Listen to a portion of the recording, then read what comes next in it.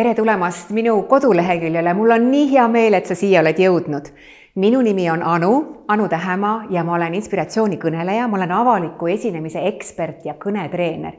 Ja kui sul nüüd läks selgkangeks ja mõtled appi, avalik esinemine ei ole minu jaoks, siis ära mõtle üle. Avalik esinemine on lihtsalt suhtlus.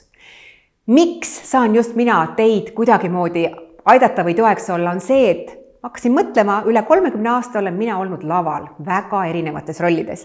Ma olen dirigeerinud, ma olen laulnud, ma olen tantsinud, ma olen aidanud inimesi tulla lavale ja olen aidanud ka neid, kes mitte kunagi pole laval olnud.